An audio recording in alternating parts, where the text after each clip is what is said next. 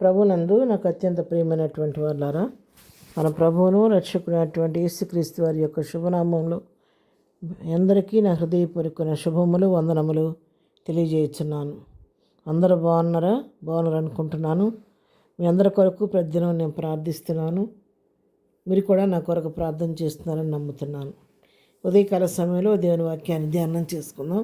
ఈరోజు వాక్య ధ్యానం కొరకు మనం తీసుకున్నటువంటి లేఖన భాగం పేతురు రాసిన మొదటి పత్రిక 3వ అధ్యాయం 9వ వచనం చదువుకుందాం.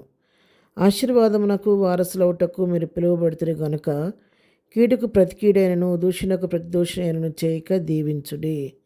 దేవుడి వాక్యం దీవించునుగాక.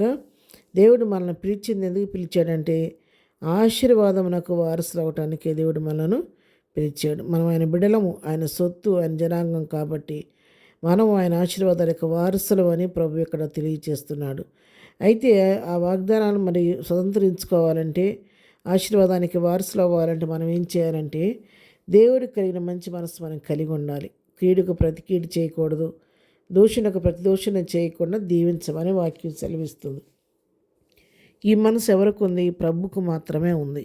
యెషయా గ్రంథం 53 అధ్యాయాలు మనం చూస్తే ఆయన దూషింపబడి బదులు దూషింపలేదు, బొచ్చు కత్తిరించు అని ఎదుట గొర్రెయు వదకు తేపడు గొర్రె పిల్లయు ఉన్నట్టుగా ఆయన మౌనంగా ఉన్నాడని చెప్పని వాక్యం సెలవిచ్చినట్లుగా ఆయన ఎంతగా దూషించినా నిందించినా కూడా, ఎంత గాయపరిచినా కూడా బదులు మాట్లాడకుండా తండ్రి వీరేమి చేర్చిన వెలుగురు గనుక వీరిని క్షమించమని ప్రార్థించిన దయామయుడు ఆయన. అటువంటి మనస్సు మనం కలిగి ఉండాలని ఇక్కడ దేవుని వాక్యం సెలవిస్తూ ఉంది. కీడుకు ప్రతి కీడు చేయొద్దు, దూషణకు ప్రతి దూషణ చేయకుండా వారిని దీవించండి. మీరు దీవిస్తే నేను వారి విషయంలో కార్యం చేస్తాను. ఎందుకంటే పగ తీర్చుట నా పని, మీ పని కాదని చెప్పాడు. కాబట్టి మనం ఆ విధంగా ప్రభువు కలిగిన మనసు కలిగి ఉంటే దేవుడు మనను ఆశీర్వదిస్తాడని సత్యాన్ని ఇక్కడ మనం తెలియచేస్తున్నాడు. మరి అదే పత్రికలోనే మొదటి అధ్యాయం 3వ వచనం మనం గమనిస్తే అక్కడ కూడా రాయబడింది, మరి వాడబారనిది అయినా స్వాస్థ్యం మనకు కలుగునట్లు ఆయన తన విశేష కనికరం చొప్పున మనలను మరలా జన్మింపచేశాను. వాడబారిన స్వాస్థ్యం మనకి ఇవ్వడానికి ఆయన మనలను ఆశీర్వాదానికి వారసులుగా ఆయన పిలుచుకున్నాడు. ఎఫెసీయులకు రాసిన పత్రిక మొదటి అధ్యాయం 3వ వచనం కూడా మనం గమనిస్తే మన ప్రభు అయిన యేసుక్రీస్తు యొక్క తండ్రి యొక్క దేవుడు స్తుతింపబడను గాక. అనేక ఆయన క్రీస్తునందు పరలోక విషయములలో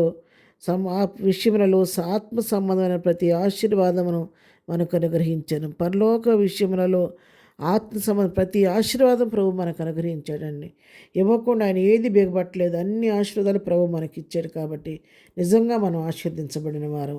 గలతీయులకు రాసిన పత్రిక 3వ అధ్యాయం 14వ వచనం కూడా చూసుకుంటే, మరి ఆత్మను గుర్చిన వాగ్దానం విశ్వాసం వలన మనకు లభించినట్లు అబ్రహాం పొందిన ఆశీర్వచనము యేసు క్రీస్తు ద్వారా అన్యజనులకు కలుగుటకై క్రీస్తు మన కోసము శాపమై మనలను ధర్మశాస్త్రం యొక్క శాపము నుండి విమోచించాను. ఇందులో గురించి వ్రాణి మీద వేలాడిన ప్రతివాడును శాపగ్రస్తుని వ్రాయబడి ఉన్నది. చూసారా, మన పాపాన్ని, మన శాపాన్ని ఆయన భరించి, ఆయన మనకు బదులుగా మన శిక్షను భరించి మ్రాణుపైన వేలాడి శాపగ్రస్తుడిగా వేలాడి మనకు ఆశీర్వాదాన్ని ఇచ్చాడు. అబ్రహాము పొందిన ఆశీర్వచనానికి మన యేసుక్రీస్తు ద్వారా మనకు కలగడానికి ఆయన మన కోసం శాపమై మన ధర్మశాస్త్రం యొక్క శాపను మనల్ని విమోచించాడు. మనకు బదులుగా శిక్ష అనుభవించి ఆయన మనకు ఆశీర్వాదాన్ని సిద్ధపరిచిన దేవుడు. అందుకే మనల్ని ధనవంతులు చేయటకని దరిద్రుడయ్యాడు. అటువంటి దయామయుడు మన ప్రభువు. కాబట్టి ఆయన చేసిన బలియాగం ద్వారా ఈరోజు నీకు నాకు ఆశీర్వాదం దొరుకుతుంది.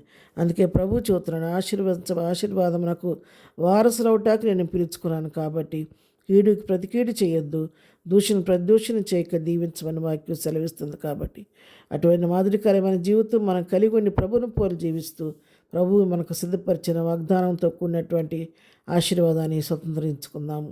ప్రార్థన. ప్రేమగలిగిన తండ్రి, ఉదయకాల సమయంలో ప్రభు వాక్యమైన పిల్లలందరినీ దీవించండి. ప్రతి వారిని నీ ఆశీర్వాదానికి పాత్రులుగా చేయండి అయ్యా. నీ బిడ్డలు వెళుతున్న మార్గాల్లో కృప తోడుకొండండి, చేర్చి ఉంచండి. చేస్తున్న పనిపాట్లో నీ కాపుదల దయచేయండి. మరి బర్త్డే, మ్యారేజ్లో జరుపుకున్న బిడ్డలను దీవించి ఆశీర్వదించండి. వారికి కావాల్సిన అవసరతలన్నీ మీ నామములో ఎగ్జామ్స్ రాస్తున్న బిడ్డలకు కావాల్సిన ప్రత్యేక జ్ఞానం ఇచ్చి నీ కృపలో భద్రపరిచి బిడ్డలందరికీ మంచి విజయం దయచేయండి. బలహీనలను ముట్టండి, రోగులను స్వస్థపరచండి. ప్రతి వారి అవసరాలు అక్కడ మీ నామములో తీర్చిదిద్ది దిన దీవెనలతో నింపి నడిపించమని యేసు నామములో ప్రార్థించి అడిగి పొందుకొని ఉన్నాము తండ్రి. ఆమెన్. ప్రభు కృప సదాకాలం మనందరికీ తోడై నడిపించును గాక. ఆమెన్.